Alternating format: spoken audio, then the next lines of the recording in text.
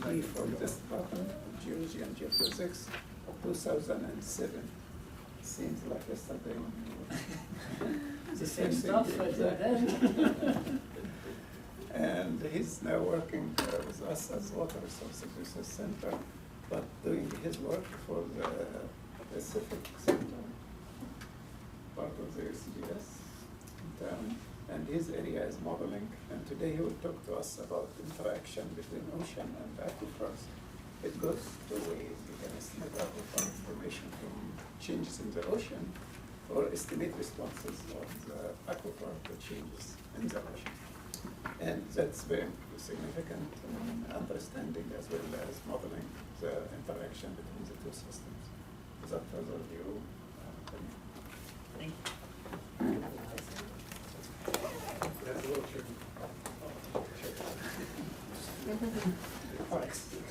Thanks, Ollie.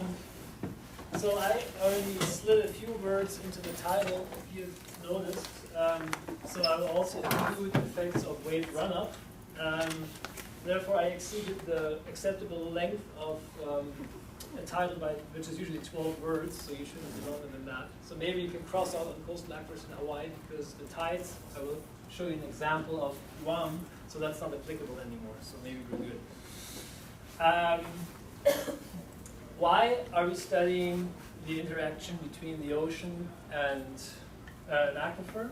Well, first of all, it's obvious. On an island, you're surrounded by the ocean, so you can't really, there's not really much you can do to escape it. So, and the smaller the island is, probably the more important this is. And for Hawaii, obviously, there's a lot of ocean around it. And so that's one point. Second, if the ocean somehow interacts with the aquifer, we need to take care of all these fluxes that influence our water levels. Because for any hydrologic assessment, we need to identify all the different stresses that could act on our water levels. And by knowing that, we're able to eliminate or maybe filter out the ones we don't want and filter out the other ones we want, and we can actually have a good view of what's happening to our aquifers or our water levels that we're measuring. And, well, which begs the question, if really the ocean affects water levels in the ground so much, how good is my instantaneous groundwater level measurement that I'm taking at this moment, at this time, in this place here? How good is it if it moves up and down? Right? So therefore, it's important to do that. Ali was already saying you can also use it the other way. And how can I make the best use out of the forcing if the ocean goes up and down? How can I make best use of that forcing through the aquifer? And there's one way that we can use that forcing and estimate the hydraulic properties of an ocean, which is always a parameter that's been used in numerical modeling, and therefore of high demand. And last but not least, are there also other consequences that arising or changing ocean level could have on the aquifer, instead of just that it goes up and down? But let's go to that later. So we're not going to answer this question right now at this point. So there's certain different processes in the ocean that change on different time scales and in different locations. And I'm going to start with the shortest in the beginning. Let's be wave run-up. That occurs over seconds, and it's really only restricted to a localized area on your beach. So it's a very limited short-term forcing. Then we're having the ocean tides, which occur on semi-diurnal or diurnal time scale, both together. And those are applicable around the entire island. Then we have wave setup. That's something that I will also explain a little more in detail later. For now, we're just, it's different than wave run-up. It's been caused by the waves that, based by the momentum transfer of the breaking waves, water can't escape, and over in the times during large swell events, the ocean level at the coastline piles up and has no way to escape, and it lasts over several days, and that can be measured. And so that's probably more applicable to a whole coast, say the North Shore. And then we have sea level changes, which are more caused, what I would say, I haven't really found a good word for it, but I would say it's caused by the weather. So that would be more the sea level changes based on pressure, trade winds, temperature, and all these things that could change within days to months. And so that, of course, also occurs over the entire island. But then we have sea level that's been linked to, sea level changes that's been linked to climate change. And, well, we all know sea levels have been up and down several hundred feet. And, well, it fluctuates, it goes up and down. So this is another forcing, but a very, very long time scale compared to these other forcings. And not only do they occur around the island, but they also occur on the entire Earth. Maybe not uniform, but they do. Other forcings that affect our water levels are barometric pressure, rainfall, and groundwater withdrawals. Those are not linked to the ocean, but we might have to take an eye on those too, because they might affect or maybe blur the picture of what we're observing as well. Okay, so let's start with wave run-up as our first process that affects coastal water levels. And this is a study that's been done in Australia. And what they did, they put several piezometers or several measuring points along the beach face, and while the waves were crashing onto the ocean, on the beach and run up and recede back, they measured the groundwater elevation, which was fairly steady inland, but was during the wave run up, it was higher, and when the wave was falling, it was lower. And so they measured the difference between those, basically the amplitude in water level between your high point and your low point at several points along the shoreline. And if you plot those amplitudes in your sensor over the amplitude, which you could either in the ocean, which they didn't have a sensor, but the most seaward sensor, then you get a relationship that basically shows that your amplitude decays exponentially with increasing distance from the shoreline away. But you can see that the most interesting thing is that within 30 meters or 100 feet away from your most seaward sensor, your amplitude is already almost down to zero. So this signal happens fairly quickly, but it decays really quickly too, compared to the distance that you're going inland. So much further than 50 meters away, you won't really see much of that wave slushing up and down the beach face. The same thing can be done for the time lag. So we can measure the time lag when that highest point of your amplitude occurs, and as we go further inland, the time lag gets longer between those high peaks, and this is a relationship that's usually described as a linear relationship. So we're already done with our first one, so let's summarize that. With increasing distance from the shoreline, wave run-up, the amplitude oscillation decreases exponentially, and the time lag increases linearly.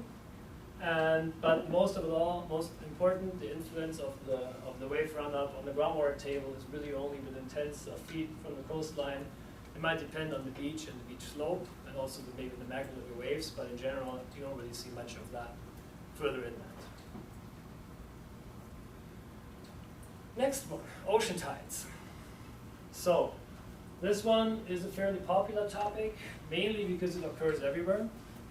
And a lot of people have looked into how ocean tides affect water levels, groundwater levels. And the general thing is, the principle is exactly the same thing. You do have an oscillation that propagates through the aquifer, and the blue one shows the observed water level in the ocean, and the red one shows an observed water level in an inland well, 1 kilometer inland. What is obvious from this is your amplitude decreases, and you also introduce a time lag for your peaks. So again, we can use this information now, basically the decay rate of that signal through the aquifer. We can use that in order to estimate hydraulic property, because the attenuation depends on the distance from the shoreline and the hydraulic properties of the medium. So that's very useful. And in order to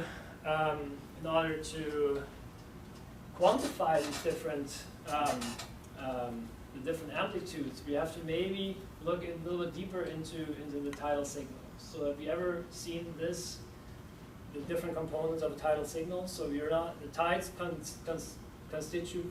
constitute out of a lot of different oscillations. And so these main ones are or the 5 major ones are the ones that make up most of, I think, 95% of the tidal signal. These are the diurnal signals. We have the O1 and the K1.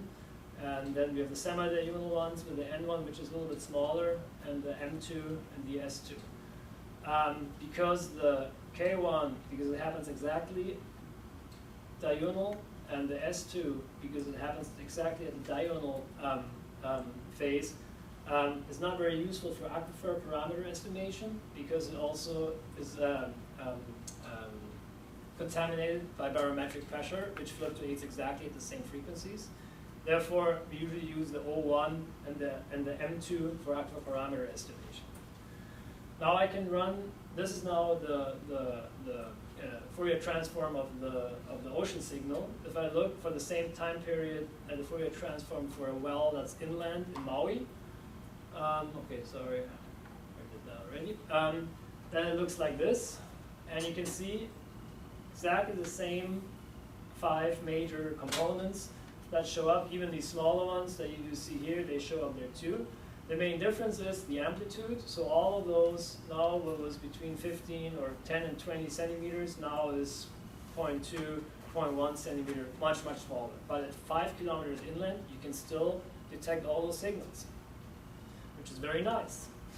Another thing that's obvious from this plot is that your semi-diurnal components attenuate much quicker. And this goes back to the idea of the longer the period of your oscillation is, the deeper it penetrates into the aquifer. And we'll see that with the other forcings as well later, or even before. The wave run-up decays really quickly.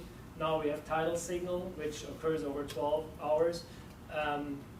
Not seconds as the wave run-up, so it penetrates a lot deeper. If we have oscillations that take longer than days, then it would even penetrate further into the aquifer.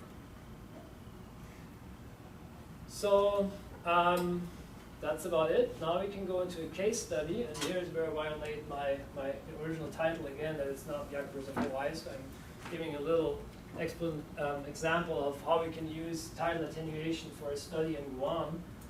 The main difference between Guam and Hawaii is that it's limestone instead of basalt. However, it has a lot of similarities in terms of pathways of the water that goes through, and basically having a fairly high conductive aquifer that could be comparable to the Hawaii basalt aquifer. I wouldn't say everything is the same, but in terms of water propagation or signal propagation through the medium, basalt aquifers would be similar to limestone.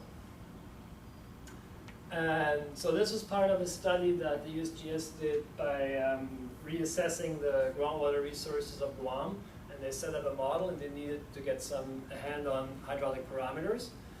So what is better than using the tides to estimate the hydraulic parameters of the formation? And so I'm going to show you a few things that I did for this study. Not only the tidal attenuation, also we discovered a damping effect at the boundary, which was very interesting. We were able to estimate aquifer properties, and I also had some chances to look at how groundwater responses to longer period oscillations, like wave setup and long period ocean water level fluctuations, are on the groundwater levels in Guam. Okay, so let me show you a little bit about because cross-section of Hawaii we've seen a million times already, but let me show you a little bit how Guam is set up. So we do have a low permeability volcanic basement at the bottom, which is fairly impermeable. So everything happens above in the limestone formation, which is on top. And we have a freshwater lens similar to Hawaii, transitions over saltwater underneath, and well, that's pretty much about it. So most of the limestone is barrigada limestone. That's a foraminiferal limestone. You can see here pretty large formations of it, and So you can see already pathways that go through. So this is a good example of that's a very, very permeable aquifer medium. How did that form? How did it form? Yeah. Is it like a trench deposit? It's just forams and then uplifted? I think, yeah. So it's not a reef at all, it's pure forams. They have reef deposits, but that's a different formation, Huh. which comes into play later. Yeah, this I think is more foraminiferal.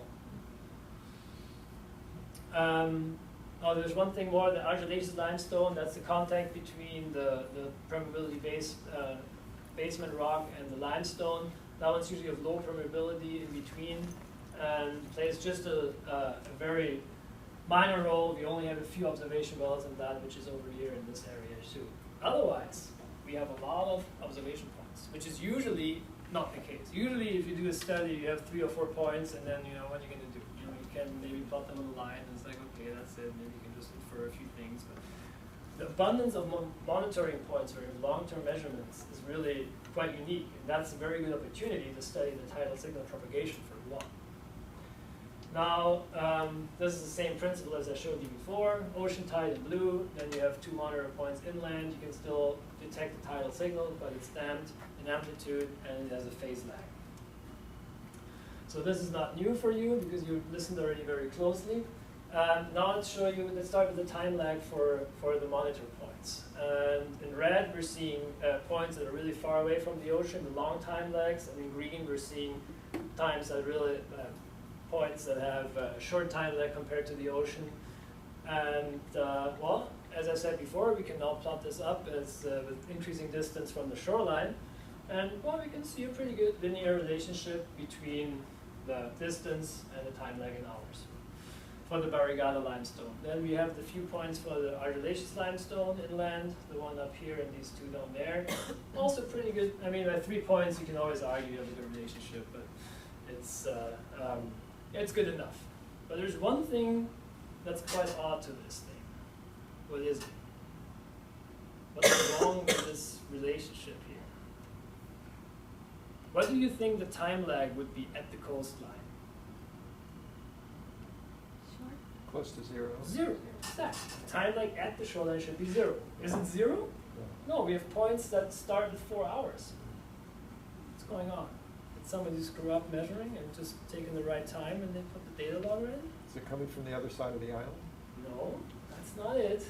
Good point though, but this thing is fairly impermeable, so I don't think anything that happens here goes through to that side. So this point is definitely affected by this side and not that side. That's not it, no. Well, in Hawaii, I would immediately say, cap rock. There we go. We have a thick sediment layer on top of it, which impedes the flow, obviously has a lower conductivity, and therefore causes this effect at the boundary. There's no sediment.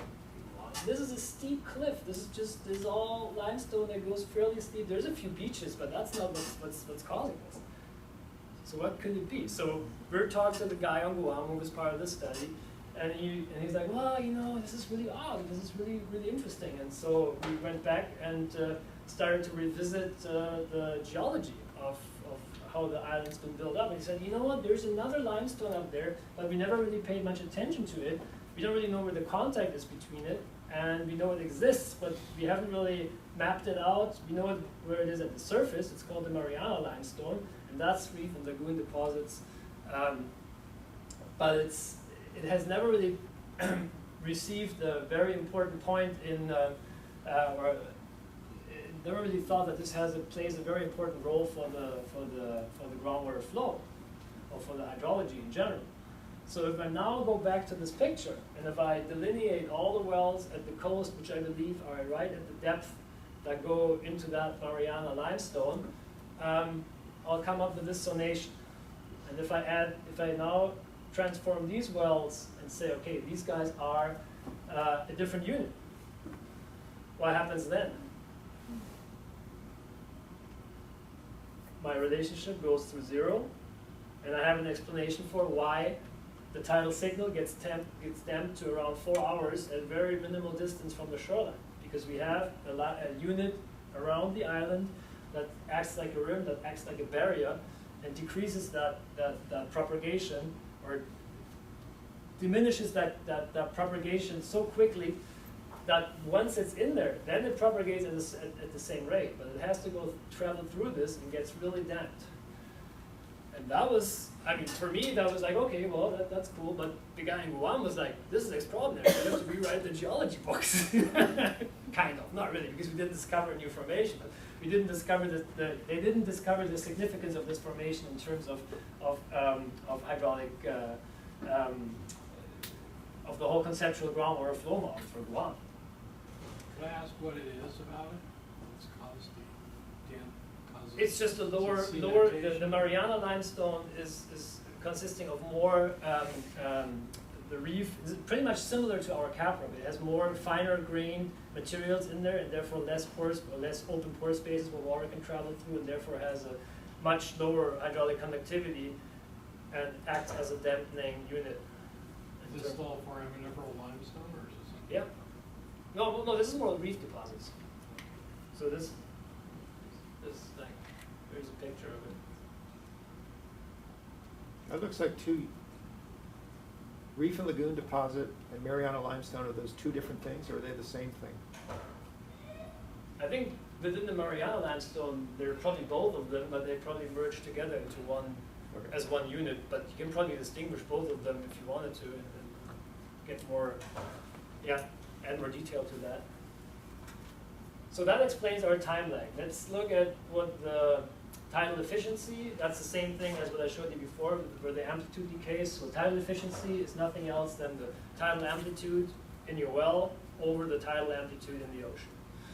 And it ranges from 0 to 1. 0 is no tidal efficiency, no tidal influence, and 1 is pretty much how the tidal efficiency should be in the ocean. Now, again, pretty similar picture. The points near the coastline have a fairly, well,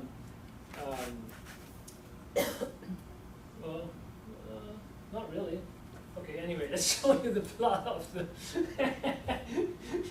I went backwards, but at least the ones inland have a red dot, so they have really, really low tidal efficiencies. And well, again, if I just show you the picture with only the two formations, Barrigada limestone and argillaceous limestone, it looks like this. If we add the Mariana limestone to this, we can explain that our tidal efficiency at the coastline is 1, and I don't have to force that line through when it actually goes there by itself. And that's a really neat explanation of why, for the other two limestones, our efficiency, if we extend our line towards the shoreline, is not 1. Okay, now the interesting part for me comes that, I mean, that was just all geology, right? And now comes the interesting part for me to actually go and estimate hydraulic properties of the formation. And what we're doing is, if we have the slope of this line, which is basically the decay of the amplitude with distance from the shoreline, that could be, together with the period of the oscillation, we're getting an aquifer diffusivity. And that number is quite odd because it doesn't mean much. But what we can do is we can transform that number by this funny equation, where we plug the diffusivity in that we just got from that slope. We're assuming a specific yield for the formation and assuming an aquifer thickness, which we have a pretty good handle on.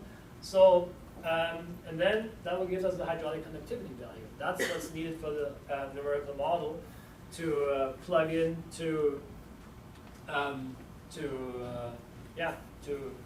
justify values that we need for a good calibration. And so for the diffusivity values I just showed you for the 3 limestones, we're having different estimates for the maximum thickness, minimum thickness, and we're just now going with the mean thickness of that formation. And I'm now taking certain specific yield values that Steve Gingrich used in his numerical model later, so we can compare his values from the numerical model with my analytical solution of the tidal propagation. And for the Barrigada limestone, he used a specific yield of 0.02. That comes out as a hydraulic conductivity of 4,500 meters per day. For argillaceous limestone, you had 2 different estimates. One was a low 0.005 to 0.05, and the hydraulic conductivity estimates come out between 170 meters per day and 1,600 meters per day. And for the Mariana limestone, he had 4 meters per day and 800. So you can already see Mariana limestone, although 800 is fairly large, but on average, this one's much lower than what the Barrigada limestone and also the argillaceous limestone is. So obviously, we have a lower conductivity unit around the shoreline, and based on my approach of saying we need that rim around the island, that's how he set up his zones of hydraulic conductivity for the model. And his numbers match quite good, so he comes up, he's in several zones, but I try to merge these all together into one's argillaceous limestone from 8 to 560, Mariana limestone 320 to 970, and Barrigada limestone pretty large. So except for that Barrigada limestone, which his number is much larger, 3 times larger than my number, the other ones I think match pretty good, at least good enough so you can say they're comparable. The most important thing is lower conductivity unit along the shoreline, except for this area where there's a lot of submarine groundwater discharge and a lot of pathways that go through. If you're interested in what's really happening there, you have to talk to John Jensen. I'm pretty sure he's going to talk. He's going to explain to you a lot about what's going on in submarine, especially for you. I think that might be very interesting. There's a lot of stuff happening. So there's a lot of outflow that comes here through submarine areas.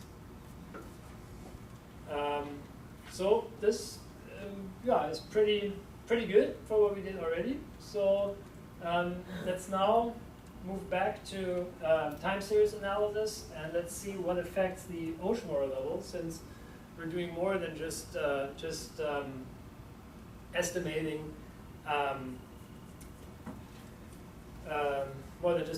hydraulic parameters. So first, this is a well that's been measured for several years, which is a nice record. It's situated right here, and as you can see, it's going up and down. So the question now is, why does it go up and down, and what's affecting the general, besides tides, what is affecting the general up and down of that water level? And what I'm doing is I'm taking the daily moving average, so that gets rid of the tidal fluctuation, and retains everything else that's a longer period. So we can now basically examine what's happening during different seasons or whatever. So let's look. First thing that comes to mind is, okay, rainfall probably is something that affects it pretty good. So you can see here, rainy season, dry season, rainy season, dry season, rainy season. Does that really have an effect on the water level? No, not really. I can run a correlation with it. It's the correlation coefficient is at 0.16, obviously not very high. So rainfall itself does not really play a huge factor in if my groundwater level is high or low. What about barometric pressure? Well, you can see there's times where it's a little bit higher, where it's a little bit lower. Usually it's fairly steady, then there's a little bit higher over here, lower there. Does that really play a role on how my water level reacts? Correlation coefficient tells me 0.25, so I wouldn't say there's not a very strong correlation. What about wave setup? Okay, again, here's a different seasonality. We have winter season, large waves, summer season, not so much, winter season, large waves. Okay, well, there's some seasonality in there. Is that reflected in groundwater levels? No, not really. Okay, I have to apologize. The wave setup is measured in a buoy on the east side of the island, while the groundwater has access to from the west side of the ocean, so obviously whatever we measure on that side, it might not really be applicable. However, I tried to look into wells that were open to the east side, and I saw the same thing, no correlation. So that one did not really work for Guam. This is now the sea level at the tide gauge without the tidal signal. Does that match? Pretty good, huh? So whenever the sea level goes up, your groundwater level goes up. And the correlation coefficient of 0.88 just confirms that. Now I can run the same thing on monthly daily average. Maybe there's a little bit different if I just look at longer time scales. Maybe the rainfall events were too spotty or something. But the correlation coefficients on the monthly moving average, which is the black line, even confirm what I said before, no or weak correlation for rainfall, barometric pressure, wave setup, and really the only correlation we see from our groundwater levels is the sea level. And that's behind that Mariana Formation low permeability barrier that's around the island. So within the island now, I'm pretty much not dependent on anything else. Okay, pumping is not included here, but I think pumping is fairly steady in the area, so they're pumping does not affect the water level too much. That would make it, it's probably the last 6% that we're not explaining right now. But overall is whatever happens in the aquifer, whatever happens in the ocean happens in the aquifer. And that means that any groundwater level measurement I'm taking, whether it's dry season or wet season, or whether it's whenever, it really depends if your ocean water level at this time is just high, because then it's high too, or if the ocean water level is low, then it's low, yes. So what's driving your sea level fluctuations on this time scale? Barometric pressure, sea level, trade winds, what else? Temperature. Everything. I don't know. I haven't made a complete list, but that's probably the most predominant ones. But pressure more like, I think it's more not a local thing, but more like a general thing on the ocean that is just has a much wider range than what we see from the barometric pressure at the airport. I mean, sea level Because fluctuates. there's not much of a seasonal signal, No. kind of. Yes. With some really heavy rain season like we observe now in Hawaii during El Nino year, be incorporated in that, or Not in is sea it level. not big enough to? I don't think a rainfall event will have much effect on the sea level. We've already backed out rainfall. What's that? This is independent of rainfall. The tide gauge? Yeah, Well, I mean, I'm sure it will add to it, but I don't think it's measurable on this scale. Obviously, water falls in the ocean as well, but I don't think a huge rainfall will make your ocean go up. At least not 10 centimeters. And we're talking here like almost a foot from the lowest point to the highest point. Of course, that's not within for one rainfall. Over the course of 6 months, the rainfall falls from 0.3 meters above sea level to below sea level. I mean, that's a foot that your ocean level changes, and that translates into almost half a foot, if not a little bit more than that, on your groundwater level measurement. And so obviously the groundwater level measurement that you're taking, even if you're taking several and you say, oh, I even filtered out the tides, I'm good, really has a much more effect of what's going on in the ocean long-term wise. I mean, this weather influenced sea level changes. Yes? Is the amplitude of the groundwater measurement equivalent to what you would expect from tidal attenuation to the coast too? Like, you know, your amplitude of sea level change is a foot, and your amplitude of groundwater measurement change is half a I foot. only did it for this one well. I didn't, but I'm pretty sure, yes, you can take the same thing for all the wells, since I have all the data, I basically could do it and plot the same thing as the attenuation of the ocean, what do we call it, ocean efficiency. Mhm. And it would be hard to pinpoint a period to it, but hey, you can run a Fourier transform and see which are the matching periods, which is what I did the setup later on. So yeah, totally. And I'm pretty sure it will fall in a line, as much as tidal falls in a line. You can see always scatter, but whatever happens in the ocean will propagate through the aquifer. And this is much longer period oscillation than your tides, and therefore it penetrates a lot deeper and it's much more prominent inland. There's not a conductivity profile of that well, is there? What's that? Is there a conductivity profile of that well as well, or is it just Profile? level? Like a depth Oh, profile? salinity you mean? Yeah, for transitions. Yes, they do have some. observations. So you're seeing the water level go up and down at the sea level. Did you look at if the transition zone shrinks or? It does change. Wow. Okay, so let's summarize this. Well, although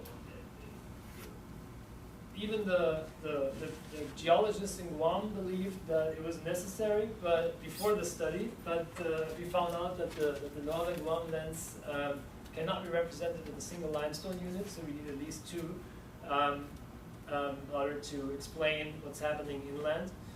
And that lower permeability limestone around the boundary causes a damping effect, which is very similar to what we see with the cap rock on Oahu.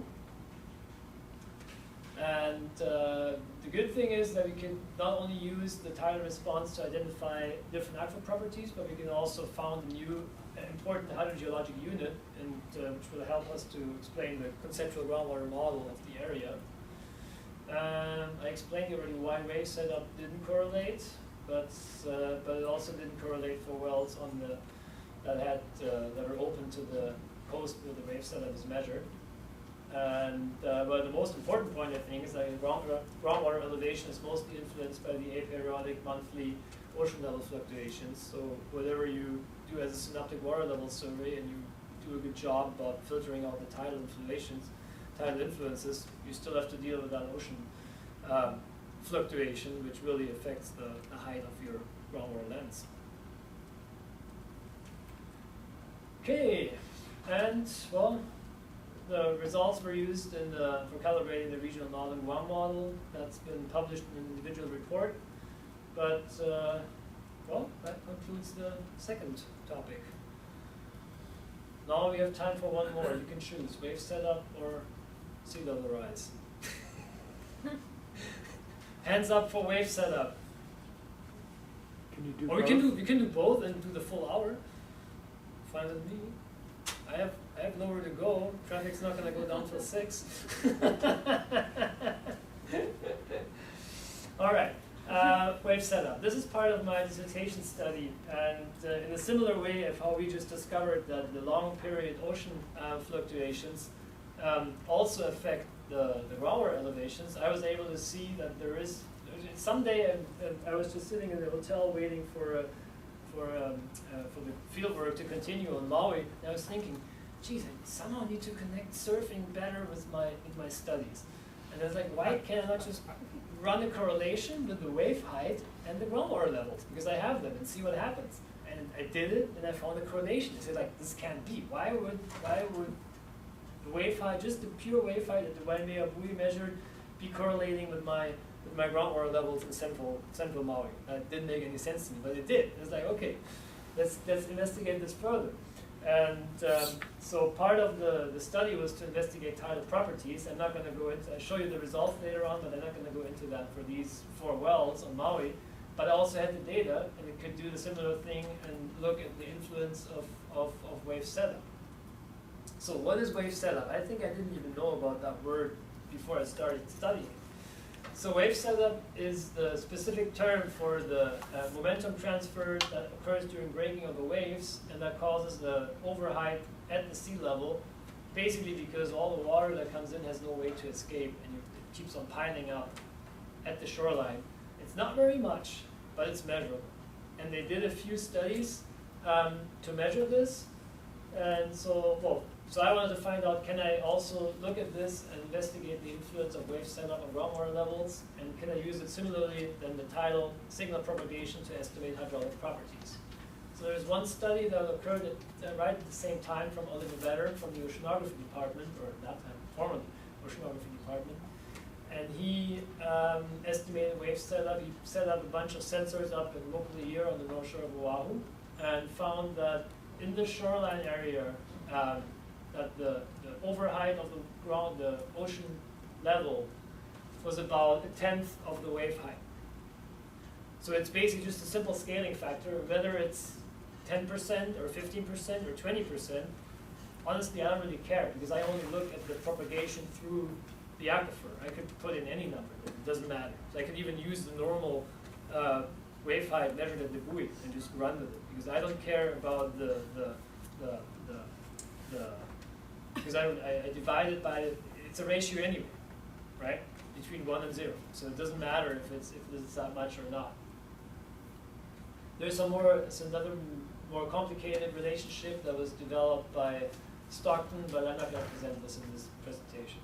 what I looked into is the wave, directional wave height correction, because the Waimea buoy is open to the north swells. However, Maui, or at least Kauai area, has a little problem with that. First of all, the island itself is in its way, then Molokai is in its way, and then Oahu is also in its way. So there's certain angles where swells that from the west don't really come around unless they're really long period, but even then, it's at a much smaller amplitude than the ones that come straight from the north.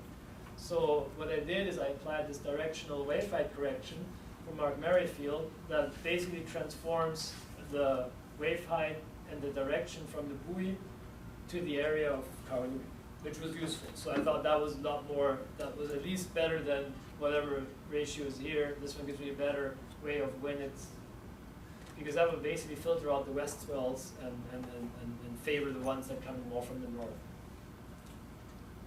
Okay, here's a similar plot of what we've seen before. Now on top is my, on the bottom are my 4 wells that are measured, groundwater levels in. Then I have the tide gauge. The tide gauge was kind of odd in the whole study, mainly because it was too protected within its harbor walls. And I have barometric pressure measured. And what I was first looking at was 2 different time periods. One was during large ocean swells. This, for example, was one when they had the Eddie Aikau. So these were really, really large swells. And then, although it was still February, the large swells kind of disappeared, but we had some few fluctuations in the barometric pressure. And now if I just look at these 2 different time periods, the first one had pretty high correlation with wave setup on my groundwater levels and a fairly low correlation with barometric pressure. In the second period, I have a much lower or kind of a negative correlation coefficient with wave setup, but a high correlation with barometric pressure. So that made me believe that I should filter out the barometric pressure because obviously it does have a fairly large effect on my wells. So after filtering out the barometric pressure, the residual is this, and this now obviously also looks a lot more, the spikes that you can see here look a lot more like the spikes we can see in the groundwater level and the wave setup. So I'm now only comparing these, this time period, and I can, the biggest problem with wave setup propagation is that it's not a continuous oscillating signal like the tides that go up and down, high tide, low tide, everything is programmed, you know exactly when it happens. This wave setup really, over this time period, the periods of the oscillation really depend on which time period you choose. So if I would choose a different time period, I would get exactly, it would get different periods that could synthesize or reflect or would be help to regenerate that signal. But if I run it for the same period, I should be fine. So I found some identifying or matching periods at 6.8 days and at 3.2 days that were both in the wave setup and in the groundwater levels. And now I can do the same game again of building a ratio of the amplitude in the ocean, or what I measured here, over the amplitude the other way around, the amplitude in the well over the amplitude in the ocean, and plot that with distance to the boundary. So my wave setup efficiency, or what I now call generally amplitude attenuation, is shown here is for the 2 frequencies, the 6.8 in red, the 3.2 days period in blue. And for comparison, I also show you from the semi-diurnal and diurnal tidal fluctuation.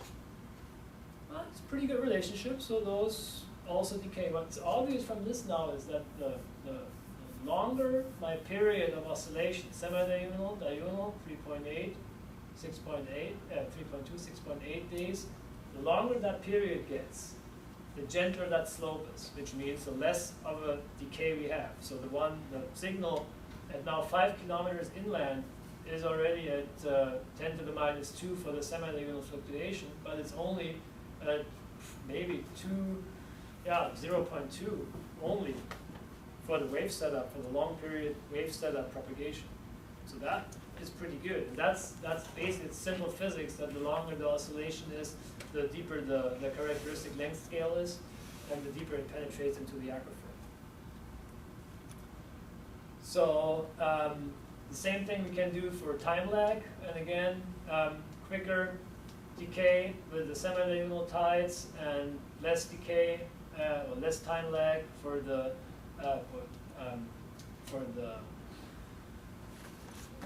wave setup signal. And I do the same thing now. I estimate my aquifer diffusivity, which is the slope of these lines, and I can make an average for these both matching periods, 3.8 days and 6.8 days, 3.2 and 6.8. So I'm getting a mean aquifer diffusivity of 2.3. As comparison, the average of my tidal diffusivity is also 2.3, 10 to the 7. So that's the same thing. It's because the period of the oscillation goes into that diffusivity calculation, so therefore we're able to, well, it accounts for that, and we're coming out with the same diffusivity value, which then would give us also obviously the same hydraulic conductivity value. Now this one's not in the log-log plot, and I didn't show the bands, I just show different specific yield values now for my different curves, but on this axis hydraulic conductivity, this is aquifer thickness. If I assume an aquifer thickness of 1,800 meters and a specific yield of 4%, coming out with a hydraulic conductivity of 500 meters per day, which is a pretty good estimate for basalt aquifers. At least that one was matching, well, that was matching what my tidal analysis gave me, and that's pretty similar also to what aquifer tests have confirmed on average in Maui. So that's a number that's a good ballpark. So obviously the wave setup propagation can also be used for signal propagation. And in the same way as what you just mentioned before, I'm pretty sure I could use a long period ocean efficiency, however we call that, and get even further into the aquifer, measure that even at further distances. Kolja, how do you define aquifer thickness? Well, here I assume that the aquifer thickness, that the signal propagates through the entire aquifer, basically at the bottom of the aquifer, where we always set up at 1,800 meters below sea level. I see the conductivity is very strong below that. We don't know, but yeah. There might even be. That's just that bottom boundary that we're always assuming, and that I kept consistent, but we don't really know what happens down there. It has nothing to do with salt water pressure. No. The only thing, and that may be something that on Guam might be interesting, is that the volcanic basement is set up like this. You undulate your limestones on top of this, and so the further you go inland, the thinner your limestone portion gets. So it is the thickest along the coast and the thinnest inland until it crops out, where it's basically zero. And this wedging, that's something that we don't take into account. That's a simplification that probably will explain a lot more if you would take that into the account. Basically forcing the signal within this wedge, then it might be different. Okay, to summarize this section, we do see that wave setup can influence groundwater levels even further than tides. And yeah, the correlation is better during large swell events. And in the same way that for tides, setup lags increase linearly and amplitudes decrease exponentially. We can use it for hydraulic parameter estimation, come up with the same results that are comparable to tides, hydraulic conductivity of 500 meters per day. It's pretty good. And well, that concludes this section. Now we get the last one. Sea level rise. Going from the really short seconds of wave run-up now up to the really long period oscillation of sea level rise. And well, I still call it an oscillation because I'm pretty sure a long time in the future it's going to go down again. No, it's never going to go down again? Never. Are you sure? Not while you're alive. No, of course not. I'm talking millions.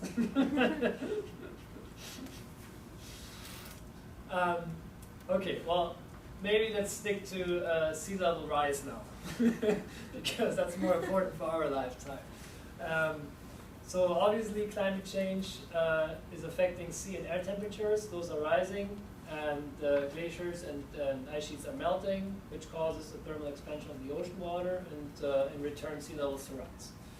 This is nothing new, and I keep it really short. The effects of that are erosion and coastal flooding, and but the interesting thing is that the coastal groundwater levels are above the mean sea level, and they will also rise simultaneously with sea level, pretty much in the same way as showed you how the long period ocean oscillations propagate through the aquifer. Sea level rise has even a longer oscillation, therefore propagate even further or have more of an effect. And obviously, if sea level rises, groundwater levels rise as well. And therefore, it's important to include that into any prediction of which areas might be flooded under sea level rise. So, but I've taken too many things ahead. So let's start at the beginning. These are projections of global sea level rise. They change every month with a new study coming out. But let's just stick for 1 feet at 2050 and 3 feet at the end of the century for now, because we can plug in any number as soon as we have those numbers available. The effect will be the same. However, besides that one, we already see a lot of the beaches eroding. 70 of all the Hawaiian beaches are eroding. And if you ask Fred Patashia what happened to his pool, well, it got a little bit bigger, got extended to the ocean, and obvious signs of coastal erosion. But that's not the topic of the talk. The topic of the talk is flooding. And this is something we've seen already in Mapuna Puna, although this was not caused by sea level rise. It was caused because the drainage valves of the storm drains weren't working properly, and during high tides and rain events, those areas would periodically flood and not drain properly anymore. But this is how the streets of Honolulu could look like at the end of the century. And why is that? Well, this is a cross-section of well, the typical Hawaiian cross-section that they're going to show basically every talk from the last 10 years. Not this cross-section though, they always look a little different. But it always has the basalt at the bottom, it has the caprock, because it's the most important feature on Oahu that basically provides the thick freshwater lens in the back, which is also unimportant now. But we do have this lens that floats on top of the salt water. That's the important part. Now, what happens if sea level rises? Well, it goes up.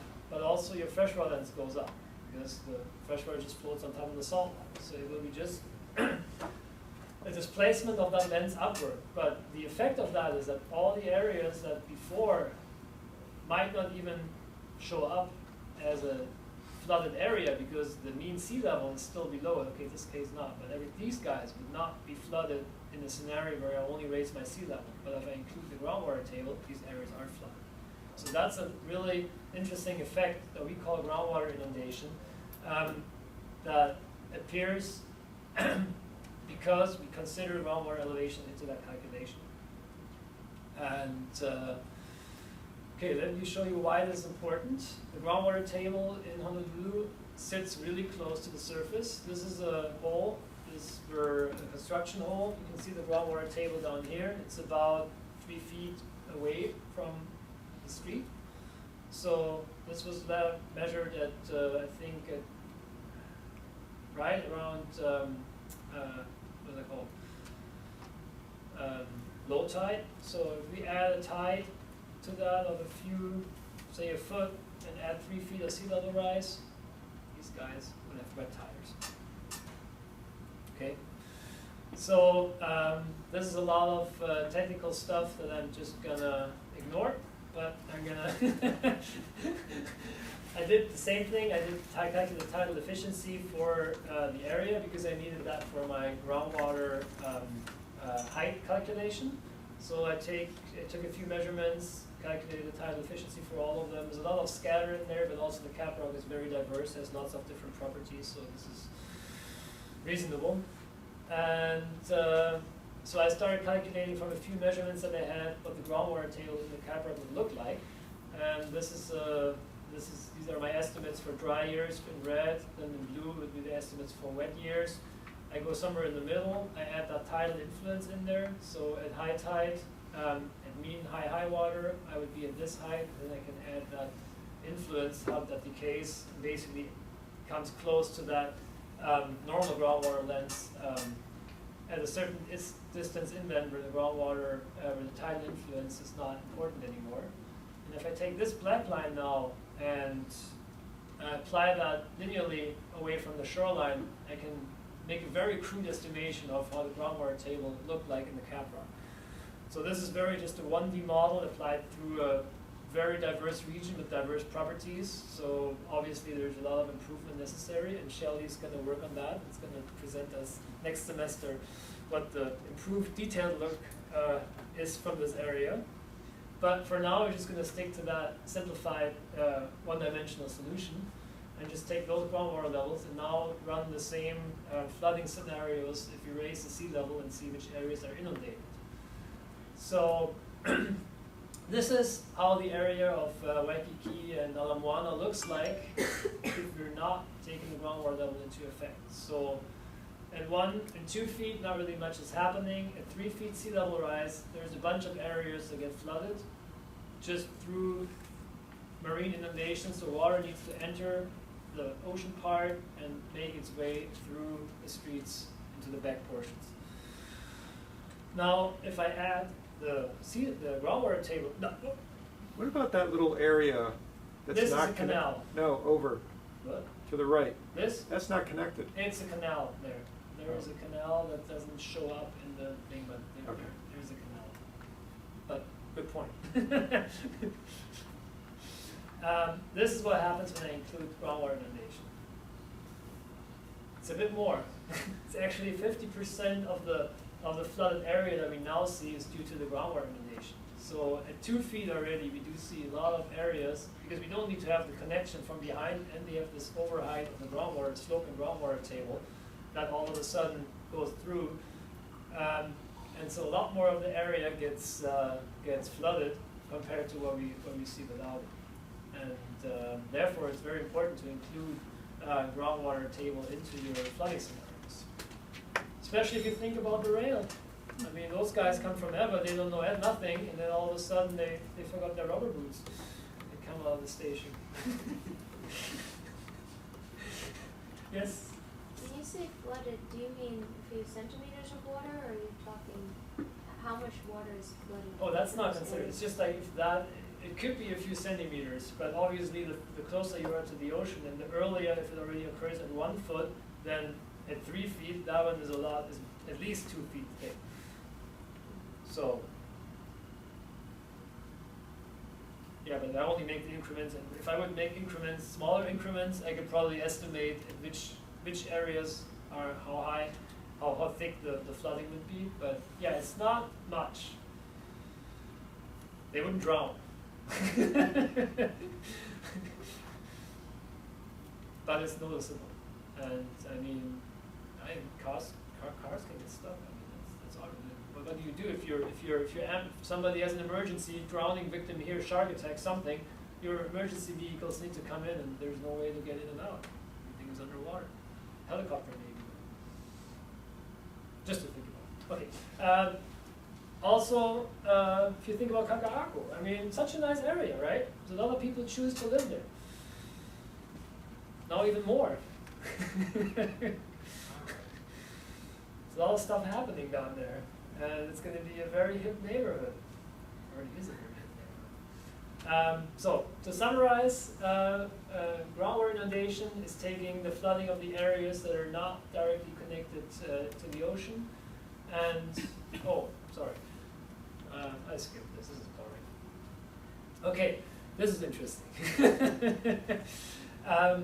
This is a recent data that we collected for Shelley's study in one of the wells that's in the cap rock, one of the few wells that's in the cap rock, and we're able to get a long-term time series at the water supply basement well, and that one's about 3,800 feet away from the coastline here.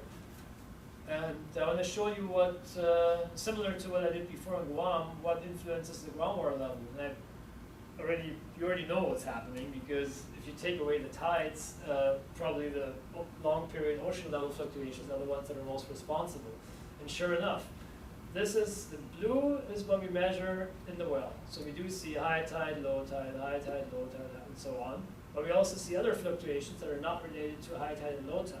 If I now take my ocean water level, take a running daily average to filter all the tides, which is the black line, and just only scale it by 75% at 2.5 of the water level, it's the same red line that we see here.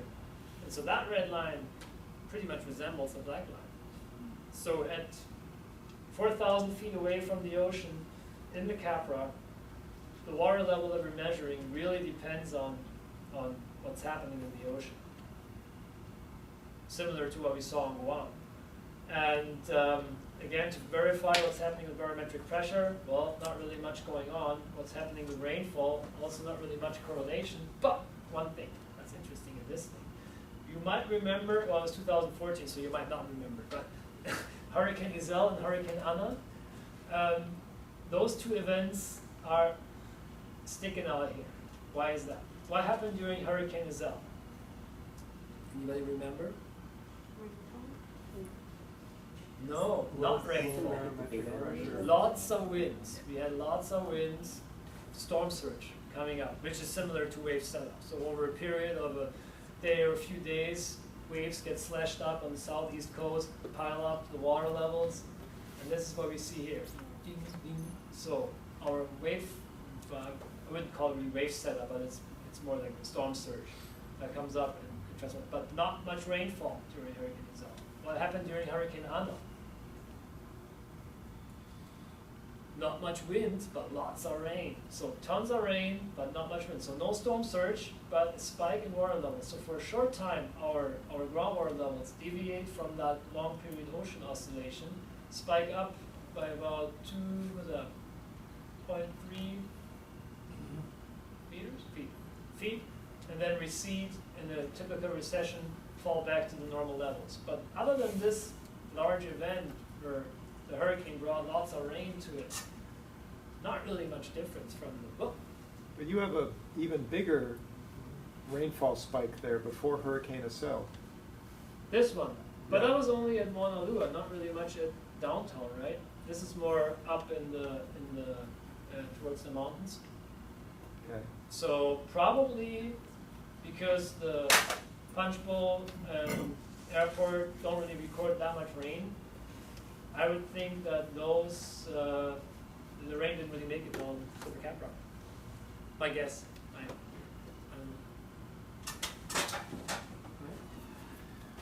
But Hurricane Ana is also from Mauna Lua. No, it could also rain up there and rain down there. But Okay. if it didn't rain didn't rain downtown, then, and I think the Punch Bowl is probably the closest one to the measuring point. So again, where do we see the groundwater elevation is mostly influenced by the aperiodic monthly sea level changes. And to summarize, those are, I just said that, climate change, also long, very, very long period, sea level change rises by 1 foot, 2050, 3 feet maybe, 2100, I don't know, by the end of the century. But because groundwater levels are above mean sea level, they will rise with it, and we have to factor in the groundwater table elevation into any flooding predictions, because that will make quite a difference. And I didn't go into detail with that one, but we're not going to have much impact from sea level rise on the water resources on Oahu, because if the entire lens just shifts 3 feet up, theoretically we shouldn't lose much. There might be a little bit of loss, but I don't think it's just shifts. It's just a displacement. It's not degrading or anything. So I think there should be no real influence on it. However, we should monitor more groundwater levels and therefore be able to tell what's going on in the Capra. Therefore, it's important to pay attention to what's happening in the ocean, because that's also what's going to happen in Europe. And this is my little words of wisdom. You've seen it many times now. You can probably sing with me now. So with increasing distance from the shoreline, the amplitude decreases exponentially, time lag increases linearly, and the attenuation depends on the hydraulic properties and the period of the oscillation. And not only tides, but also any fluctuation is useful to estimate hydraulic properties, because you can still use that propagation, attenuation, and plug that into formulas and get some numbers out. And while the effect of wave run-up disappears within hundreds of feet from the coastline, the effects of sea level rise occur almost everywhere in the freshwater system. And the most dominant ones are the aperiodic monthly sea level change at this point. Obviously, sea level rise will be more dominant than this, but at that time it's too late anyway. We're all dead, but it's okay. So, anyway, keep an eye on all the different stresses when you do an hydraulic assessment in the coastal environment, because the ocean is your friend. That's it. Thank you. References if you're interested, but Good chance for no.